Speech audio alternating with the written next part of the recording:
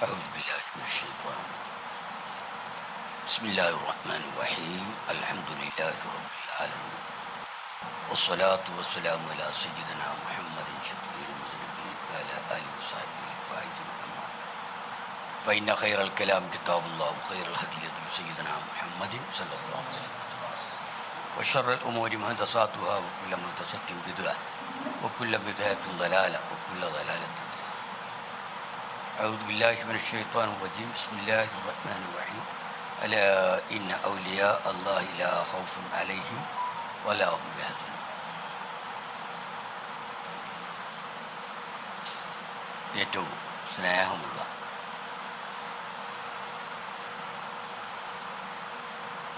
സുന്നത്ത് ജമാഅത്തിൻ്റെ പ്രവർത്തകരെ, സഹോദരന്മാരെ, വളരെയേറെ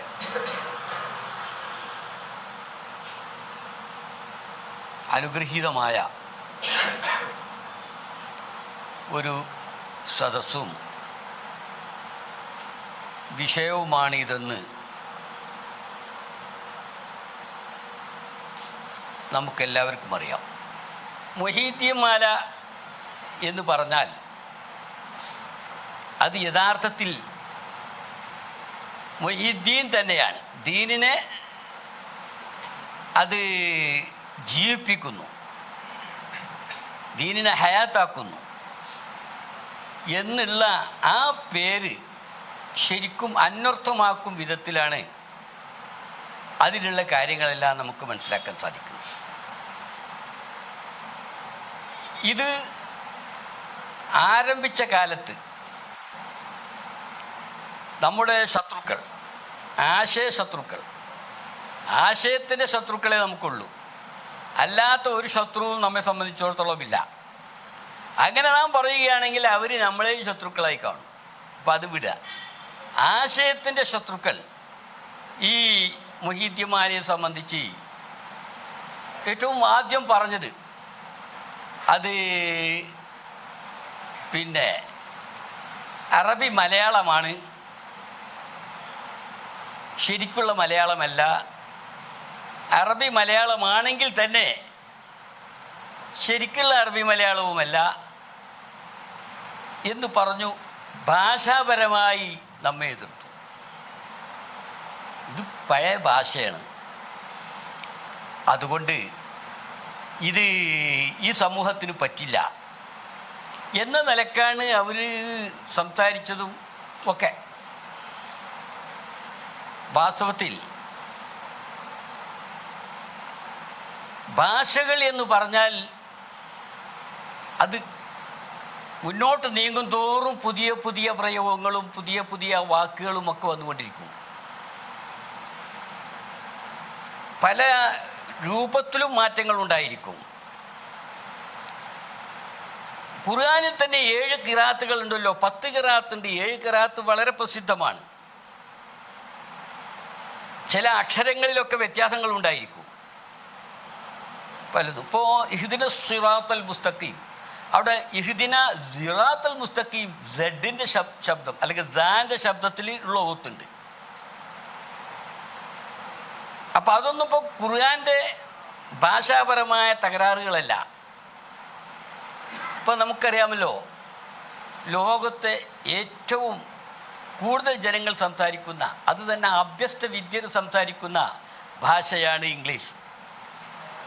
വേറെയുമുണ്ട്, പക്ഷേ ഇംഗ്ലീഷാണ് ഏറ്റവും മുന്നിൽ എന്ന് പറയാം. നമ്മളൊക്കെ അങ്ങനെ മനസ്സിലാക്കുന്നുണ്ട്. എന്നാൽ ആംഗ്ലേയ ലോകത്തിൻ്റെ ആരാധ്യനായ ഷേക്സ്പിയർ വില്യം ജൂലിയസ് സീസർ എന്നൊരു പുസ്തകം എഴുതി. അതുപോലെ ആൻ്റണി ആൻഡ് ക്ലിയോപാട്ര എന്ന പുസ്തകവും എഴുതി. അന്നത്തെ ഏറ്റവും ഉയർന്ന ഇംഗ്ലീഷിൻ്റെ ശൈലിയിലാണ് അദ്ദേഹം എഴുതിയത്. അത് 16-17 നൂറ്റാണ്ടിലാണ്. എന്നാൽ 18-19 നൂറ്റാണ്ടിൽ ബെർണാഡ് ഷാ അതേ വിഷയങ്ങൾ സംബന്ധിച്ച് എഴുതുകയാണ്. നോവലും മറ്റും എഴുതുകയാണ്, കഥകളുമൊക്കെ. അപ്പോൾ ബർണാഡ് ഷാ പറഞ്ഞത് എന്താണെന്നറിയാമോ? എനിക്ക് ബുദ്ധിക്കും എൻ്റെ ചിന്തക്കും സുഖമില്ലാത്ത അവസരത്തിൽ ഞാനിത് എഴുതിയത് കൊണ്ട് ഷേക്സ്പിയറുടെ ഭാഷയിലേ നിങ്ങൾക്കിത് കാണാൻ കഴിയൂ. ഇതാണ് ഇംഗ്ലീഷിൻ്റെ അവസ്ഥ. അപ്പോൾ പുതിയ മാറ്റങ്ങൾ സംഭവിക്കും. അതിൻ്റെ പേരിൽ ആദ്യത്തേത് മോശമാണെന്ന് വരില്ല. ആരാ? ഷേക്സ്പിയർ. അപ്പോൾ എനിക്ക് ബുദ്ധിക്കും ചിന്തക്കും സുഖമില്ലാത്ത സമയത്ത് എഴുതിയതിനാൽ ഷേക്സ്പിയറുടെ ഭാഷയിലേ നിങ്ങൾക്കിത് കാണാൻ കഴിയുമെന്ന്. ഷേക്സ്പിയർ അവിടെ ഉണ്ടെങ്കിൽ അപ്പോൾ അറിയാം വിവരം. അപ്പോൾ ഇത് ഭാഷൻ്റെ അവസ്ഥയാണ്. ഇപ്പോൾ മുയ്യിദ്ദീൻമാലയിൽ ഇപ്പോൾ ആദ്യത്തെ ആ വരി അള്ളാ തിരുപേരും, അവിടെ അള്ളാ തിരിപ്പേരും എന്നാണ് പല കോപ്പികളിലുമുള്ളത്. അള്ളാ തിരുപേരും എന്നും കാണാം, അള്ളാ തിരിപ്പേരും. അപ്പോൾ അവർ പറഞ്ഞത് ആകെ തിരുപ്പന്നെയാണ്. ഇതാകെ തിരുപ്പന്നെയാണെന്നാണ് പറഞ്ഞത്. ഇപ്പം ഇതിൽ ഞാൻ വ്യാഖ്യാനിച്ചതിൽ തിരുപേരും എന്ന നിലക്കാണ് വ്യാഖ്യാനിച്ചത്. അതേ സമയത്ത് ഇതിൻ്റെ പല കോപ്പികളിലും തിരിപ്പേരും എന്നുണ്ട്. അപ്പോൾ തിരിപ്പേരും എന്ന് പറഞ്ഞാൽ തിരി എന്ന് പറഞ്ഞാൽ മെഴുകുതിരി, ചന്ദനത്തിരി, നാം ചിമ്മിണി വിളക്കൊക്കെ കത്തിക്കുമല്ലോ, അതിൻ്റെ പിന്നെ ശീല കൊണ്ടുണ്ടാക്കുന്ന തിരി. ആ തിരി യഥാർത്ഥത്തിൽ പ്രകാശത്തിൻ്റെ പ്രതീകമാണ്. ആ തിരുമ്മൽ പിന്നെ തീ കത്തുന്നു, പ്രകാശിക്കുന്നു. അത് പ്രകാശത്തിൻ്റെ പ്രതീകമാണ്. അപ്പോൾ അത് അല്ലാഹു തആലയും അങ്ങനെ തന്നെയാണ്. എല്ലാ പ്രകാശങ്ങളുടെയും ഏറ്റവും ഉയർന്ന അവസ്ഥയാണ് പടച്ചവൻ. അല്ലാഹു നൂറുസ്സമാവാതി വൽ അർദ് മസലു നൂരിഹി കമിശ്കാത്തിൻ ഫീഹാ മിസ്ബാഹ് എന്ന് പറയുന്ന ആയത്ത്. അല്ലാഹു ആകാശ ഭൂമിയിലുള്ള പ്രകാശമാണ്. അപ്പോൾ തീ എന്ന് പറയുന്നത് നമ്മൾ കത്തിക്കുന്ന ഈ തിരി, അത് അള്ളാഹുവിൻ്റെ പ്രകാശത്തിൻ്റെ പ്രതീകമായിട്ട് നിലകൊള്ളുന്നതാണ്. അഥവാ അള്ളാഹുവിൻ്റെ പേരവിടെയാണ്. അപ്പോൾ അള്ളാഹ് തിരിപ്പേരെന്ന് പറഞ്ഞാൽ ആ തുടക്കത്തിൽ എല്ലാം തുടങ്ങുന്ന, എല്ലാം പ്രകാശിപ്പിക്കുന്ന അള്ളാഹ് എന്ന ആ പേരുകൊണ്ട് ഞാൻ ആരംഭിക്കുന്നു. അള്ളാഹ് തിരുപേരെന്ന് പറഞ്ഞാൽ പിന്നെ സംശയമില്ല, അള്ളാഹിൻ്റെ മഹത്തായിട്ടുള്ള ആ പേര് എന്നുള്ളതാണ്. പിന്നെ തുതിയും സലാവാത്തും. തുതി എന്ന് പറഞ്ഞാൽ സ്തുതി, പഴയ ഭാഷയാണ് തുതി. തുതി എന്ന് പറഞ്ഞാൽ രണ്ടും തായാണ്, തലയിലുള്ള തായാണ് തുതി. പക്ഷേ ഇപ്പോൾ പിന്നെ മുഹിദ്ദീൻമാലയിൽ ഇപ്പോൾ നാം കാണുന്ന തുതി മറ്റേ ദിവസം എന്നുള്ള ദാ ഉണ്ടല്ലോ, അതിലുള്ളതായിട്ടാണ് കാണുന്നത്. അപ്പം ഇതും കുറ്റം പറയാൻ പറ്റില്ല, തെറ്റാന്ന് പറയാൻ പറ്റില്ല. ഇതൊക്കെ ഭാഷയിൽ നേരത്തെ അങ്ങനെയാണ്. ഇവിടെ ഒരു കാര്യം നാം മനസ്സിലാക്കണം. ലോകത്ത് പ്രത്യേകിച്ച് കേരളത്തിൽ കഴിഞ്ഞകാല മുസ്ലിങ്ങൾ ചെയ്ത, അവരുടെ നേതാക്കൾ ചെയ്ത ഏറ്റവും വലിയ അനുഗ്രഹം, ഏറ്റവും വലിയ അടിസ്ഥാനപരമായ സംഭവം അത് അറബി മലയാളം ഉണ്ടാക്കി എന്നുള്ളതാണ്. അറബി മലയാളം അവരുണ്ടാക്കി. അതുകൊണ്ട് മലയാളം അറിയുന്നവർക്കൊക്കെ പിന്നെ അതിൻ്റെ അക്ഷരം വായിച്ചാൽ മതി. ഇസ്ലാം മതം ഇവിടെ വന്നപ്പോൾ മുസ്ലിങ്ങളും മറ്റുള്ളവരും കൂടി അങ്ങനെ ജീവിച്ചു. അങ്ങനെ ഇവിടെയുള്ള കുറേ ആളുകൾ ഇസ്ലാം മതം സ്വീകരിച്ചു. അവർക്ക് ബാങ്കും ഇഖാമത്തും നിസ്കാരം ഫാത്തിഹയും മറ്റും കുനൂത്തും മറ്റുമൊക്കെ അവർക്ക് പഠിക്കണം. അതിനുള്ള ശ്രമം അവിടെ അന്നത്തെ മുസ്ലിങ്ങൾ, അന്നത്തെ നേതാക്കൾ നടത്തി. അവരുടെ ഭാഷയിൽ തന്നെ സംസാരിക്കാനുള്ള അറബി മലയാള സാഹിത്യത്തിൽ ഏറ്റവും ആദ്യമായത് എന്ന നിലക്ക് കണ്ടുകിട്ടിയത് മുഹിദ്ദീൻമാലയാണ്. ഈ മുഹിദ്ദീൻമാലയും അവർ പാടി.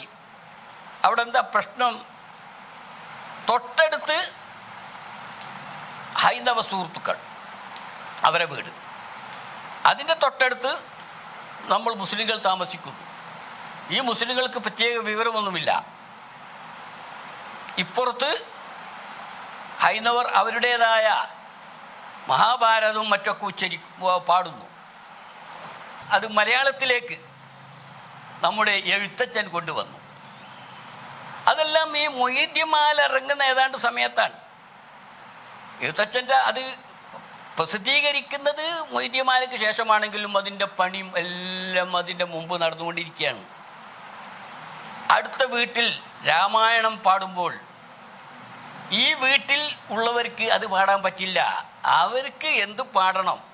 പ്രതിരോധം എന്ന നിലക്കല്ല, അവർ ചെയ്യുമ്പോൾ നാം വെറുതെ ഇരിക്കാൻ പാടില്ല, എന്നാൽ അവർ ചെയ്യുന്നത് നമുക്ക് പാടാനും പാടില്ല. അങ്ങനെ അവിടെ അയൽവാസികൾ രാമായണവും മറ്റും ഒക്കെ പാടുന്ന സമയത്ത് നമ്മുടെ ആളുകൾക്ക് പാടാനുള്ളതാണ് മൊയ്‌ദ്യമാല എന്ന് പറയുന്നത്. അന്നിവിടെ LP ഇല്ല, UP ഇല്ല, ഹൈസ്കൂളില്ല, കോളേജില്ല, റിസർച്ചില്ല, ഒന്നുമില്ല. ഈ കാണുന്ന ഭൂമി മാത്രമേ ഉള്ളൂ. പിന്നെ അയൽവാസികൾ ഇവർ, അതിൻ്റെ തൊട്ടടുത്ത് നാം. അങ്ങനെയാണ് അന്നത്തെ ലോകം മുഴുവനും, കേരളം മുഴുവനും. അവരെന്താ അവിടെ പാടിക്കൊണ്ടിരിക്കുന്നത്?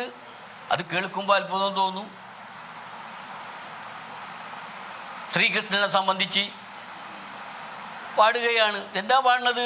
നെറുനാരിമാരിൽ ഉയർന്ന രാഗവും എതിരിടുന്നോർക്ക് ഭയങ്കരത്വവും.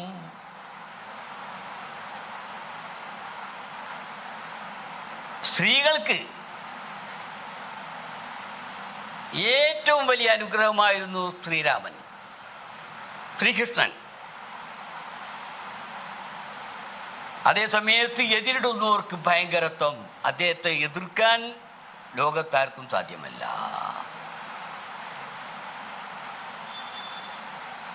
ഇത് നമുക്കും അതിൻ്റെതായ ആശയങ്ങളുണ്ട്, എതിർക്കാനല്ല. പിന്നെ നിങ്ങളെ ദുനിയാവിൽ നിന്ന് എനിക്ക് ഇഷ്ടപ്പെട്ടത് സ്ത്രീകളാണ്.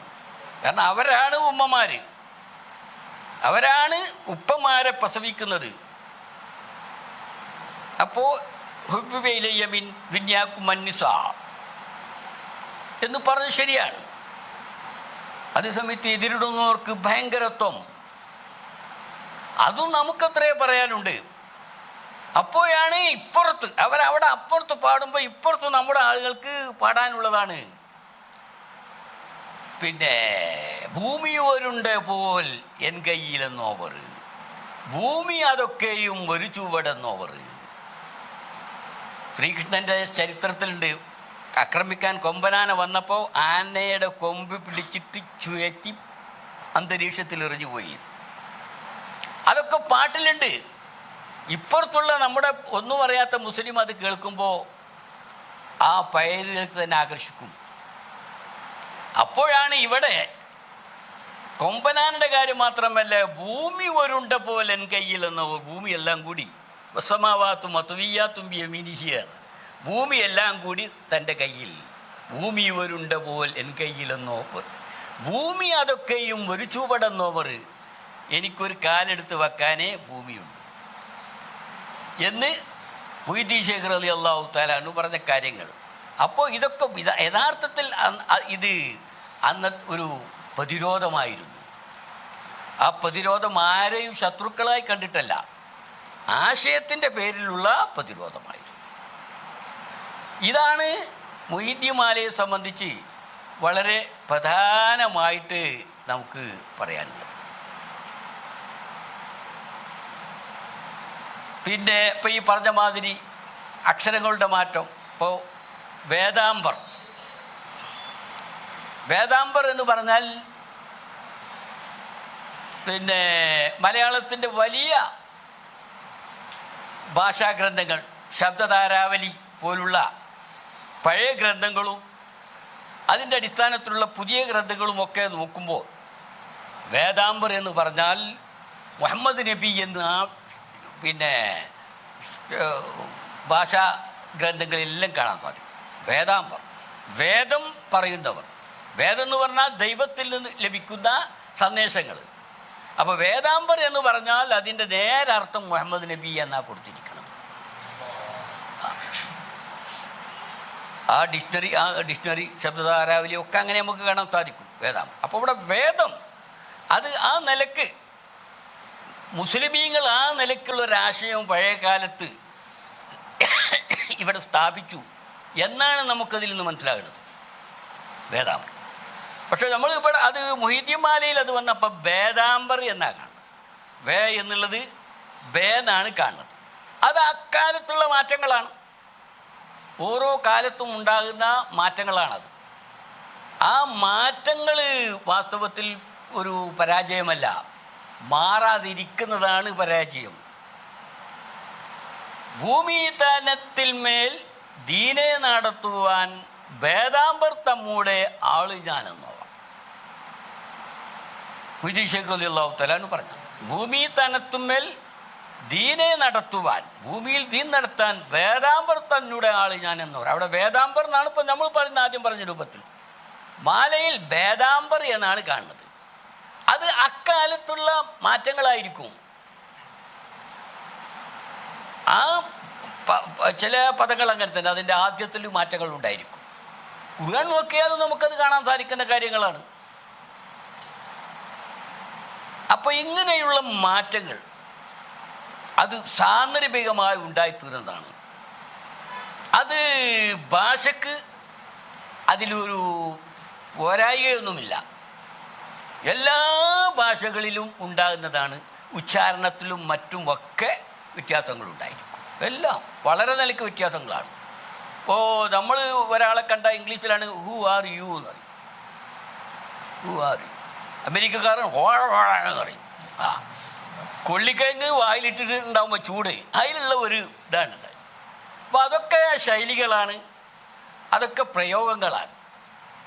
അടിസ്ഥാനപരമായിട്ട് മുഹീദ്ദീൻ മാല നമ്മൾ നേരത്തെ ഇവിടെ സൂചിപ്പിച്ചതുപോലെ തന്നെ നമ്മുടേതായ ആ പ്രത്യേക സുന്നത്ത് ജമാഅത്തിൻ്റെ ആശയങ്ങളാണ്.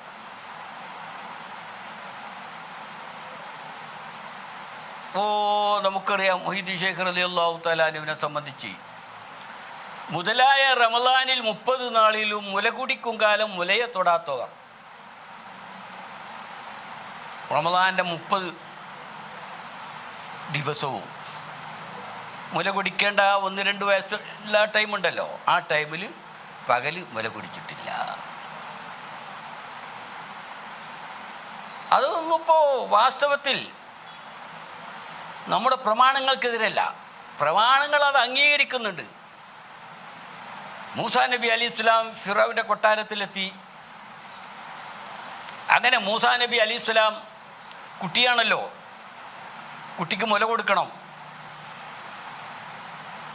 അപ്പോൾ അല്ലാഹു തആല മൂസാ നബി അലൈഹി സ്വലാമിനെ ഉമ്മായിലേക്ക് തന്നെ തിരിച്ചേക്കാൻ വിചാരിക്കുന്നുണ്ട്. ഇനി റാദ്ദൂഹു ഇലൈക്കി വജാഇലുഹു മിനൽ മുർസലീൻ എന്നാണ് പറഞ്ഞത്. കുട്ടിയെ ഒഴുക്കി വിട്ടല്ലോ. ഇന്നാ റാദ്ദൂഹു ഇലൈക്കി വജാഇലുഹു മിനൽ മുർസലീൻ, കുട്ടിയെ ഞാൻ നിങ്ങൾക്ക് മടക്കിത്തരാം. വജാഇലുഹു മിനൽ മുർസലീൻ, കുട്ടിയെ മുർസലീങ്ങളിൽ പെടുത്തുകയും ചെയ്യാം. അതുകൊണ്ട് പേടിക്കണ്ട. അങ്ങനെ പറഞ്ഞിട്ടാണ് ഈ ഫിറൗന്റെ അരികിലേക്ക് കുട്ടി എത്തുന്നത്. അങ്ങനെ കുട്ടിക്ക് മുല കൊടുക്കണം. ഫിറൗന്റെ ഭാര്യ ആസിയ ബീവി മുഅ്മിനത്താണോ നമുക്കറിയാമല്ലോ. ആസിയ ബീവി ഒക്കെ കുട്ടിക്ക് മുല കൊടുക്കണമെന്ന് പറഞ്ഞ് നടക്കുമ്പോൾ ഒരു കുട്ടി അനുവദിക്കണ്ടേ? കുട്ടി കുടിക്കുന്നില്ല. വഹറംനാ അലൈഹിൽ മറാദിയ, മുല കൊടുക്കാൻ പല സ്ത്രീകളെയും അവിടെ കൊട്ടാരത്തിൽ കൊണ്ടുവന്നു. ഒരൊറ്റ സ്ത്രീയെയും മൂസാ നബി എന്ന ആ കുട്ടി അനുവദിച്ചില്ല, മുല കൊടുക്കാൻ, കുടിച്ചതില്ല. വഹറംനാ അലൈഹിൽ മറാദിയ. അപ്പം ഇത് വളരെ വ്യക്തമാണ്. അള്ളാഹുവിൻ്റെ ഇഷ്ടദാസന്മാർക്ക് ദീനിന് വേണ്ടി അങ്ങനെ പല കാര്യങ്ങളും അള്ളാഹ് ചെയ്തു കൊടുക്കും. നേരത്തെ പറഞ്ഞല്ലോ, ഭൂമി താനത്തിന്മേൽ ദീനെ നടത്തുവാൻ വേദാംബർ തമ്മൂടെ ആള് ഞാനെന്നോ പറഞ്ഞു. മൂസാ നബി അലൈഹി ഇസ്ലാമിൻ്റെ അതേ ആ റൂട്ടിലാണ് മുഹീദ്ദീൻ ഷേഖ് റളിയല്ലാഹു തആല അൻഹു വരുന്നത്, പടച്ചവൻ്റെ ദീനിൻ്റെ പ്രചാരകനായിട്ട്. അപ്പോൾ ആ മൂസാ നബിക്കുണ്ടായ അതേ അവസ്ഥ, ആ പ്രത്യേകത അള്ളാഹു തആല മുഹീദ്ദീൻ ഷെയ്ഖ് റളിയല്ലാഹു തആല അൻഹുവിന് കൊടുക്കും. അത് കൊടുക്കൂല എന്ന് പറയാൻ ആർക്കാണ് അവകാശം? എൻ്റെ ഇഷ്ടദാസന്മാർക്ക് ഞാൻ കൊടുക്കും എന്ന് അള്ളാഹു തആല പറഞ്ഞതാണല്ലോ. അവർക്ക് തൂലിജുൽ ലൈല ഫിന്നാരി തൂലിജുൻ നാറ ഫിൽ ലൈലി വതുഖ്രിജുൽ ഹയ്യ മിനൽ മയ്യിത്തി വതുഖ്രിജുൽ മയ്യിത്ത മിനൽ ഹയ്യി വതർസുഖു മൻ തശാഉ ബിഗൈരി ഹിസാബ്. പടച്ചവനെ നീ വിചാരിച്ചവർക്ക് കണക്കും കയ്യുമില്ലാതെ നീ കൊടുക്കും. അവർക്ക് റേഷൻ അടിസ്ഥാനത്തിലല്ല കൊടുക്കുക, ബിഗൈരി ഹിസാബ്, കണക്കില്ലാതെ കൊടുക്കും. അപ്പോൾ നമുക്കത് ഇത്രേ കൊടുക്കാവൂ, അതിലധികം കൊടുക്കൂല എന്നൊന്നും പറയാൻ പറ്റില്ല. പ്രവാചകന്മാർക്കുള്ള മൊയ്ജിദത്തുകൾ ഔലിയാക്കൾക്ക് കറാമത്തുകളായി സംഭവിക്കുന്ന പേരിൽ മാത്രമാണ്. അതും സാങ്കേതിക പ്രശ്നം മാത്രമാണ്. സംഗതി രണ്ടും ഒന്ന് തന്നെയാണ്. അപ്പോൾ മുതലായ റമദാനിൽ 30 നാളിലും മുല കുടിക്കും കാലം മുലയെ തൊടാത്തവർ എന്ന് പറഞ്ഞെങ്കിൽ അത് വളരെ ശരിയാണ്. പരിശുദ്ധ ഖുർആൻ അംഗീകരിച്ച വസ്തുതയാണത്. ഇതുപോലെ തന്നെയാണ് അതിലുള്ള ഓരോ സംഗതികളും. ഇപ്പോൾ വിമർശിക്കുകയാണെങ്കിൽ ആർക്കും ആരെയും വിമർശിക്കാം. പ്രവാചകന്മാരെ തള്ളി പറയുന്നവരില്ലേ? പ്രവാചകന്മാരുടെ മൊയ്ജിദത്തിനെ ദുർവ്യാഖ്യാനം ചെയ്യുന്നവരില്ലേ? അതൊന്നും മൊയ്ജിദത്തല്ല എന്ന് പറയുന്നവരില്ലേ? അങ്ങനെയൊക്കെ ഉണ്ടാകുന്നത് കൊണ്ട് തന്നെയാണ് അല്ലാഹു തആല ഇങ്ങനെയുള്ളവരെ ഈ ലോകത്ത് കൊണ്ടുവരുന്നത്. ഇതുപോലെ എന്തൊക്കെയോ പ്രശ്നങ്ങളുണ്ടല്ലോ, നമുക്ക് അറിയാമല്ലോ. ഇപ്പോൾ മൊഹീദ്ദീന്മാരെ തന്നെ പരിശോധിച്ചാൽ നമുക്ക് പെട്ടെന്ന് ചിലപ്പോൾ ഉത്തരം മുട്ടിപ്പോവും. ഈ മൊഹീദ്ദീന്മാല എഴുതുന്ന സമയത്ത് അതിന് മുമ്പ് അതിൻ്റെ എല്ലാ വരികളും നോക്കിയിരുന്നു. മൊയ്‌ദിയമാല വ്യാഖ്യാനം എഴുതണം എന്നുള്ളൊരു താല്പര്യം എനിക്ക് ദർസിൽ ഓതുമ്പോൾ തന്നെ ഉണ്ട്, സംഗതി പറഞ്ഞാൽ. കാരണം എൻ്റെ രാജ്യത്ത് ഭയങ്കരന്മാരായ മുജാഹിദീങ്ങൾ ഉണ്ടായിരുന്നു. എൻ്റെ രാജ്യത്തിനാണ് കാര്യമായ ചേകനൂർ പ്രവർത്തിച്ചത്. അവിടെ ടൗണിൽ ഒരു ലോഡ്ജിൽ ജുമാ നടത്തായിരുന്നു ചേകനൂർ. അവൻ്റെ ആൾക്കാർക്ക് പ്രത്യേകം ജുമാ, അതെന്ത് ജുമാ എന്നറിയില്ല. പിന്നെ അതിൽ ആണുങ്ങളും പെണ്ണുങ്ങളും ഒക്കെ ഉണ്ട്, എല്ലാം ഉണ്ട്. അങ്ങനെ അവിടെ ചേകനൂരിൻ്റെ ഒരു കേന്ദ്രമായിരുന്നു അവിടെ. ഞാനൊക്കെ തിരൂർ മാർക്കറ്റിലേക്ക് മാർക്കറ്റിലേക്ക് പോകുമ്പോൾ പിന്നെ അവിടെ ചെന്നാൽ ചേകനൂരൊക്കെ അതിലൊക്കെ നടക്കുന്നത് കാണാം. അപ്പോൾ ചില ആൾക്കാർ പറയും അതാണ് ചേകനൂർ എന്ന് പറയും. അതുപോലെ കുറേ മുജാഹിദീങ്ങളും ഒക്കെ ഉള്ള സ്ഥലമാണ് എൻ്റെ രാജ്യം. അപ്പോൾ അവരെ പ്രസംഗങ്ങളൊക്കെ ഇടയ്ക്കിടയ്ക്ക് ഉണ്ടാവും. ഇപ്പോൾ ഒരു പ്രശ്നമില്ല കേട്ടോ, ഇപ്പോൾ അവരുണ്ടെങ്കിലും അവരനങ്ങില്ല. പിന്നെ അവരുടെ ആ താവളത്തിൽ, അവരുടെ ആ കേന്ദ്രത്തിൽ മാത്രമേ അവർ സംസാരിക്കുള്ളൂ. അപ്പോൾ അവരെ ഈ പ്രസംഗം മാർക്കറ്റിൽ ചെന്നാലും ബസ് സ്റ്റാൻഡിൽ ചെന്നാലും ഒക്കെ ഇങ്ങനെ കേൾക്കും. അതിലൊക്കെ കാര്യമായിട്ട് അവർ പറയാറുള്ളത് മൊയ്‌ദിയന്മാർക്കെതിരാണ്. അപ്പോൾ അവർ ഈ പറയണത് വെച്ച് നോക്കുമ്പോൾ, ഇപ്പോൾ ഉദാഹരണമായിട്ട് ഇപ്പോൾ ഈ പറഞ്ഞ സംഭവം ഉണ്ടല്ലോ, ഇതൊക്കെ വെച്ച് നോക്കുമ്പോൾ അതൊന്നും ശരിയല്ല എന്നിങ്ങനെ തോന്നുക ശരിയല്ല. പിന്നെ ഞാനിങ്ങനെ അവർ ശ്രദ്ധിക്കുകയും ചെയ്യും എന്തൊക്കെയാണ് ഇവന്മാർ പറയണത് എന്നറിയാൻ വേണ്ടിയിട്ട്. എനിക്കൊരു ഒരു 10-16 വയസ്സുണ്ടാവും. അന്ന് ഞാൻ പിന്നെ പള്ളിപ്പുറം, ചെമ്പ്രവട്ടം പള്ളിപ്പുറത്താണ് പോകുന്നതെന്നാണ് തോന്നുന്നത്. അൽഫിയ ഫത്തുൽ മൊയ്ൻ തഫ്സീറൊക്കെ തുടങ്ങിയിട്ടുണ്ട്. അങ്ങനെ ആകുമ്പോഴേ ഇത് കേട്ടിട്ട് വല്ല കാര്യമുള്ളൂ. അപ്പോൾ അവർ ഈ പറയുന്നതൊക്കെ ഞാൻ ശ്രദ്ധിക്കും. ഉസ്താദിനോട് പറയും, എടാ അതങ്ങനെ പോയിട്ട് മുജാഹിദാകരുതിട്ടാ ഇത് പറയും ചെയ്യും. അപ്പം ഞാൻ അവർ പറഞ്ഞത് ഉസ്താദിൻ്റെ അടുത്ത് വന്നിട്ട് അതിനെക്കുറിച്ച് സംസാരിക്കും. അപ്പോൾ ഉസ്താദ് ചിലതിന് മറുപടി പറയും, ചിലതിന് ഉസ്താദ് പെട്ടെന്നാണ് മറുപടി പറയില്ല. അപ്പോൾ ഞാൻ പറയും, ഇങ്ങനെ പറഞ്ഞാൽ എന്താ ഉസ്താദ് എന്ന് ചോദിക്കും. തരക്കേടില്ല എന്ന് പറയും. അപ്പോൾ നമ്മളപ്പോഴത്തെ ബുദ്ധിക്കനുസരിച്ച് ഉസ്താദ് നമുക്കൊരു പ്രേരണ നൽകണത്. ചിലപ്പോൾ ഉസ്താദിന് അറിയായ്മ ഉസ്താദ് അഭിനയിക്കുകയാണ്. അപ്പം ചെറുപ്പത്തിൽ തന്നെ വിചാരിച്ച സംഗതിയാണ് ഇവർക്കെതിരിലൊന്ന് എഴുതണം, ഇതിങ്ങനെ വിടാൻ പറ്റൂല, ഇത് എഴുതേണ്ട സംഗതി തന്നെയാണ് എന്ന്. അങ്ങനെ മൊഹിദ്ദീൻ മാല പിന്നെ ഞാൻ എഴുതാൻ തുടങ്ങുന്നത് എടക്കുളത്ത് ദർസെന്നാണ്. എടക്കുളം ഞാൻ അവിടെ മുദരിസായ സമയത്താണ്. അവിടെ പിന്നെ 85 വിദ്യാർത്ഥികൾ അന്നുണ്ട്. 84 സംഭവം. അന്ന് മലപ്പുറം ജില്ലയിലെ വലിയ കോളേജിൽ ആകെ 15-25 ഒക്കെ വിദ്യാർത്ഥികളേ ഉള്ളൂ. എൻ്റെ അടുത്ത് അവിടെ 85 വിദ്യാർത്ഥികളുണ്ട്. അവിടെ അപ്പോഴാണ് ഞാൻ പിന്നെ മൊയ്‌ദീൻ മാല വ്യാഖ്യാനത്തിൻ്റെ 1ാം ഭാഗം എഴുതുന്നത്. പിന്നെ 1ാം ഭാഗം എഴുതുമ്പോൾ റമദാൻ ആയപ്പോൾ അത് തീർന്നില്ല. അപ്പോൾ അൽമുബാർക്കൊക്കെ ആരംഭിച്ചിരിക്കണം, അൽമുബാർക്ക് ഓഫീസിൽ ഒക്കെ ആരംഭിച്ചിരിക്കണം. അൽമുബാർക്ക് എന്നാണ് ഇത് ഉണ്ടായിത്തീരുന്നത്. അങ്ങനെ അൽമുബാർക്ക് ഓഫീസിൽ ഞാൻ ഇരുന്നാൽ കണ്ടമാനം പരിപാടിക്കാർ വരും. അന്നൊക്കെ എത്രയോ ഒരു ദിവസം 3-4 പരിപാടികളാണ്. ദർസും ഉണ്ടാവും, ദർസിന് 2ാം മുദരിസും ഒക്കെ ഉണ്ടായിരുന്നു. അങ്ങനെ ഈ പിന്നെ മാല എഴുതാൻ വേണ്ടി പിന്നെ തിരൂര് അവിടെ ഒരു ടൂറിസ്റ്റ് ഹോമിൽ ആരും അറിയാതെ, ഓഫീസിലുള്ളവർ മാത്രമേ അറിയുള്ളൂ, ആരെങ്കിലും വന്ന് അന്വേഷിച്ചാൽ ഞങ്ങൾ അറിയില്ല എന്നും പറയും അവർ. അങ്ങനെ എഴുതി തീർത്ത് 1ാം ഭാഗം എഴുതി തീർത്ത്. പിന്നെ 2ാം ഭാഗം ഞാൻ എഴുതുന്നത് അതിനുശേഷം ഞാൻ വടക്കേക്കാട് മുദരിസായി അവിടെ വെച്ചിട്ടാണ്. വടക്കേക്കാട് അവിടെ 2ാം മുദരിസായിട്ട് റഹ്മത്തുള്ള കാസിമി ഉണ്ടായിരുന്നു. തുള്ള കാസിമി എൻ്റെ അടുത്ത് നിന്നാണ് ദൈവത്തിലൊക്കെ പോയത്. ഉപ്പര് പിന്നെ പോയി ഗൾഫിലൊക്കെ പോയിട്ട് വന്നതായിരുന്നു. അങ്ങനെ അവിടെ 2ാം മുദരിസായി. അപ്പോൾ എനിക്ക് കുറച്ച് ആശ്വാസമായി. അപ്പോൾ അവിടെ നിന്നാണ് ഈ മൊയ്‌ദീൻ മാല വ്യാഖ്യാനം 2ാമത്തെ എഴുതിയത്. അപ്പോൾ എനിക്ക് മൊയ്‌ദീൻ മാല വ്യാഖ്യാനം എഴുതുന്നതിന് മുമ്പ് തന്നെ എല്ലാ വരികളും ഞാൻ നോക്കിയിട്ട് എനിക്ക് ഒരു വരിൻ്റെ തെളിവ് കിട്ടിയിരുന്നില്ല. ബാക്കിയെല്ലാം ഓക്കെ ആയിരുന്നു. ഖുർആനാണ് ഖുർആൻ, ഹദീസാണെങ്കിൽ ഹദീസ്. ഖുർആനും പ്രബലമായ ഹദീസും മാത്രമാണ് ഞാൻ അതിൽ തെളിവ് ഉദ്ധരിച്ചിട്ടുള്ളത്. കാരണം ഇപ്പുറത്ത് ഇത് സുന്നികൾക്ക് വേണ്ടി എഴുതിയതല്ല, ഇത് എഴുതിയത് മറ്റവർക്ക് വേണ്ടിയിട്ടാണ്. സുന്നികൾ വായിക്കും. പിന്നെ അപ്പോൾ വളരെ വ്യക്തമായ തെളിവുകൾ, ഖുർആൻ, വ്യക്തമായ ഹദീസ്, സഹിഹ ഹദീസ് വെച്ചിട്ടാണ് ഉള്ളത്. പക്ഷെ ഒരു വരിൻ്റെ തെളിവ് എനിക്ക് ആദ്യം മുതൽക്കേ അറിയില്ലായിരുന്നു.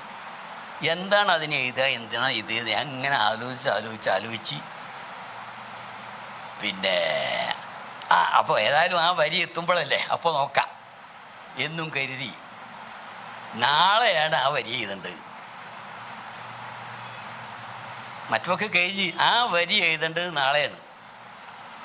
ആ വരി ഏതാ? അവരെ തടിയെല്ലാം പലതാനത്തായാലേ എന്ന് പറഞ്ഞ മൊയ്‌ദീൻ ഷെയ്ഖിൻ്റെ തടി ഒരേ സമയത്ത് പല ഭാഗങ്ങളിലായി പല സേവനങ്ങളും ജനങ്ങൾക്ക് ചെയ്തു കൊടുത്തു.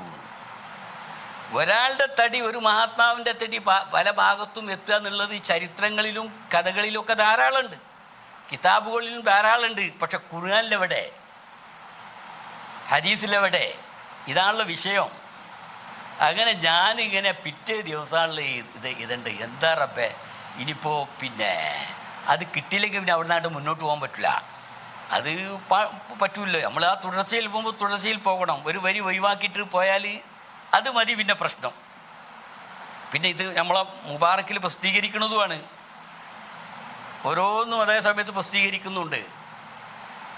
അതുകൊണ്ട് തന്നെ വേഗം ചിലവായും ചെയ്ത് പ്രീ പബ്ലിക്കേഷനിൽ തന്നെ മുഴുവൻ ചിലവായി പോയി. പ്രസിദ്ധീകരിക്കുന്ന കമ്പനി പിന്നെ കോഴിക്കോട് ഒരു കമ്പനിയായിരുന്നു അന്ന്. അവർക്ക് വിചാരിച്ച ലാഭമൊന്നും കിട്ടിയില്ല. കാരണം പ്രീ പബ്ലിക്കേഷനിൽ മുഴുവൻ പോയി. പിന്നെന്താ ചെയ്യുക? അങ്ങനെ എന്ത് ചെയ്യും പടച്ചോനെ, ഇതിപ്പോൾ എഴുതണമല്ലോ. അങ്ങനെ ഞാൻ അസ്റിസ്കരിക്കുകയാണ്.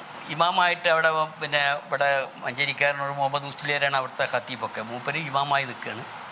ഞാൻ ഔത്തേപ്പള്ളിൻ്റെ ഇടത്ത് ഭാഗത്ത് പിന്നെ ചെരുവിൽ നിസ്കരിക്കുകയാണ്. ചിലപ്പോൾ മുദരിസ്മാരൊക്കെ അങ്ങനെയുള്ള മുദരിസ്മാരെ കൂട്ടത്തിലൊന്നും കൂടാതെ ഡീസൻറ്റിലും ഒക്കെ പുറത്തല്ലേ നിൽക്കൽ. അപ്പോൾ പിന്നെ അവിടെ ശല്യം ഉണ്ടാവില്ല, നമ്മൾ തന്നെ ഉണ്ടാവുള്ളൂ.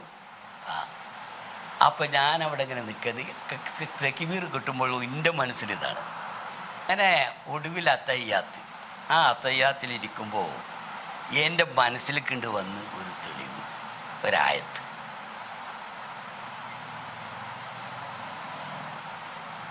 ആ ആയത്ത് പിന്നെ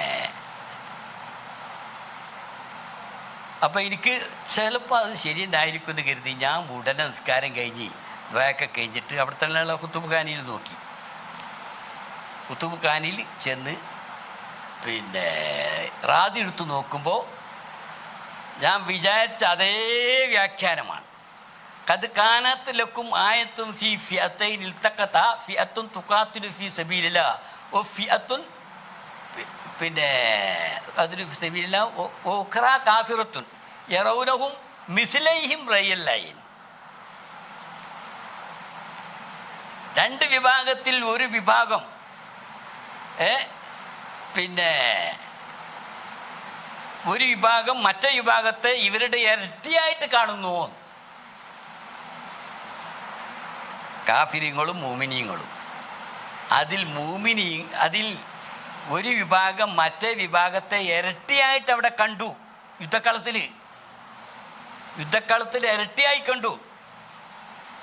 അപ്പോൾ ആ കണ്ടവർക്ക് പിന്നെ ശത്രുവിനെ ഇരട്ടിയായിട്ട് കണ്ടവർ പേടിച്ചു പോയി. അതാരാണ് ഇരട്ടിയായി കണ്ടത്, ആരെയാണ് കണ്ടത്, അവിടെ വിഷയം. മുസ്ലിമീങ്ങളെ കാഫിരീങ്ങൾ അവരെ ഇരട്ടിയായിട്ട് കണ്ടുന്നോ, അതല്ല പിന്നെ മറിച്ച് കണ്ടുന്നോ, എന്താണ്? അതിൽ മുസ്ലിമീങ്ങളെ ഇരട്ടിയായിട്ട് കണ്ടു എന്നാണെങ്കിൽ ഓക്കെ, നമ്മൾ പറഞ്ഞോടത്തെത്തി.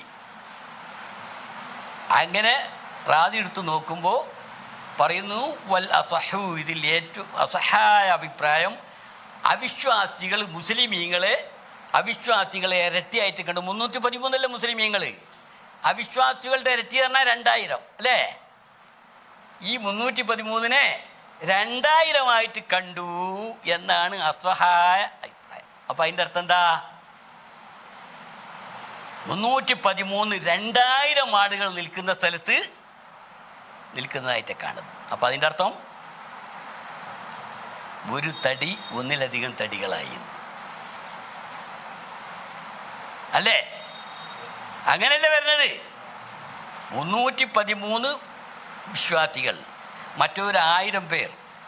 ഈ 1000 പേര് അവരെ 2 ഇരട്ടിയായിട്ട് ആരെ കാണുകയാണ്? അപ്പം അള്ളാഹ് അവരെ പേടിപ്പിക്കാൻ വേണ്ടിയിട്ട് കാണുകയാണ്. ഇതാണ് അസഹായ അഭിപ്രായം. പിന്നെ എനിക്ക് ദുനിയാവിൽ നിൽക്കാൻ സ്ഥലമില്ല. അങ്ങനെ അതങ്ങോട്ട് വെച്ച് പിന്നെ വേറെ പല തെളിവുകളും മറ്റും എല്ലാം കൂടി വെച്ച് ഇത് അടിസ്ഥാന തെളിവായിട്ട് വെച്ചു.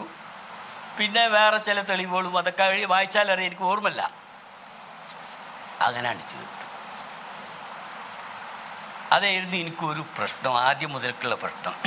അത് പടച്ചവൻ്റെ അനുഗ്രഹത്താൽ അത് ആ മുനാജാത്തിൻ്റെ സമയത്ത് തന്നെ കിട്ടി. അപ്പോൾ എല്ലാ കാര്യങ്ങൾക്കും ഓരോ വരിക്കും അതിൻ്റെ വ്യക്തമായ തെളിവുകൾ ആലോചിക്കുമ്പോൾ നമുക്ക് കിട്ടും.